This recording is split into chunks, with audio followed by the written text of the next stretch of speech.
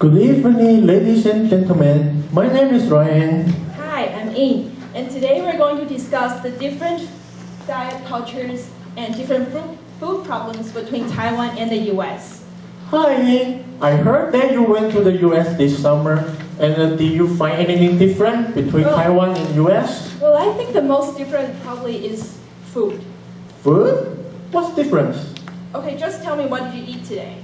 Okay, today I had my breakfast for omelette and soy milk, and I had my lunch in cafeteria with a bubble tea, and my dinner and my night snack were dumpling and salty fried chicken. Okay, when I was in the US, my diet is basically like this. For breakfast is sandwich and milk, and for lunch is Subway with soft drinks and maybe some ice cream. And my dinner is usually pizza or hamburger with fries and more soft drink. Wow, but it sounds not bad. But if I were you, I'm going to get tired of that pretty soon. Because it's very tasty, it's very greasy and very fat. And it should cost you a lot of money, right? And how can you eat that every day whole your summer? No, I couldn't. So I cooked almost every day. That actually saved me a lot of money. And I think that's way healthier than eating out. Healthier? What do you mean by healthier? So you mean there are a lot of unhealthy food in America? Well, okay, from my observation, Americans really eat a lot of frozen food and processed food. Some of my friends ate microwave food every night. But I thought that was too unhealthy. Just imagine how many artificial additives do Americans consume every day. And we haven't even talked about those fast food. Oh yeah, I have watched the documentary Super Size Me a few years ago, and the producer put himself to an experiment of 30 days monotony diet to show Americans the influence of fast food, including obesity, heart problems, depression, and food addiction. It was astonishing. Didn't Americans learn lessons from that? Well, another book published last year by Michael Moss, Salt, Sugar, and Fat, How the Food Giants Cooked Us, also talked about the great amount of processed food Americans eat. From the author's estimation, in a year, Americans usually consume double the recommended amount of salt and 35 kilograms of sugar per person, and 11% of the calories come from fat, while the recommended amount should be 7%. And if you want to know how big the food industry is, the author gave us a really shocking number. He says, grocery sales now top $1 trillion a year in the US. Wow. Wow, no wonder it's not surprising that obesity is one of the most serious issues in America. From the statistics we can find in the US, 2/3 of adults and 1/3 of kids have obesity problems. And I also heard that food wasting is a huge problem in America. I free America with almost 45% of food every day. And do you also see that in your summer? Okay, just look at this picture. When I was a housekeeper in the US, that was what we found in checkout rooms every day. Look at those eggs and pizzas and everything. That was unbelievable to me because I'm always taught not to waste food. And you know, it's not just a moral issue, it's also a practical issue. UN has already alerted people that the whole world will face a food shortage in 20 years. So to avoid food wasting and those unhealthy food, I went to Walmart almost every week and buy the right amount of fresh ingredients and cook. And that's when I found how much fun it is to cook.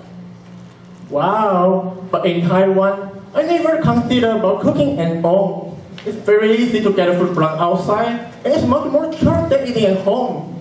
And it's tasty, it's cheap, and they save my time. You know, I'm too busy to cook. Taiwan is such a food paradise. Why should I even bother cooking? Okay, I was like that too before this summer.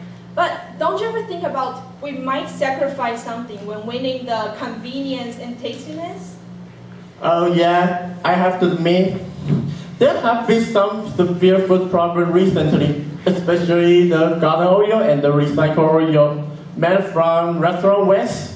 the recycled oil is derived from the source such as restaurant fryers, sweet grains, grease trap, and slaughterhouse waste. It actually should be used in chemistry or energy industry. It's not for the cooking. And but you know, the recycled oil is almost half price of clean oil. So there is great economic incentive to sell it and produce it. Okay, as far as I know, small restaurants and vendors, they won't get anything if they sell used oils to a government-owned recycle mission. But they will get about $10 per liter if they sell oil to oil refiners. So small restaurants and vendors, they will sell used oils to oil refiners, and oil refiners will sell back the refined oil. And because small restaurants and vendors have a smaller profit margin than big restaurants, so they will make long-term agreements with oil refiners. That way, both sides will get a greater profit. Yeah, but of course, it's poisonous and illegal. The report showed that long-term consumption can lead to stomach and liver cancer and developmental disabilities in babies and children. Well, okay, I think now everybody's asking, why do food problems keep happening? I think this question can be traced back to Taiwanese over-reliance on ready-made food, because we consumers always care more about if it's tasty or if it looks good, but we ignore if it's healthy or natural.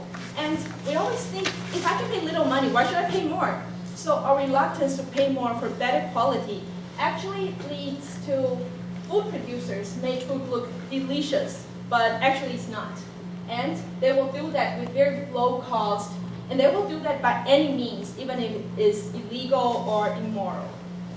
Yeah, so far we can obviously find out that there are totally different diet culture between Taiwan and US, lead to different problems.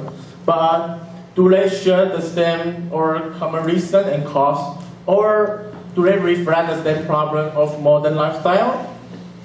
Most importantly, what is the solution? Okay, I think both problems reflect that. We modern people always think we're too busy to cook, but are we really that busy?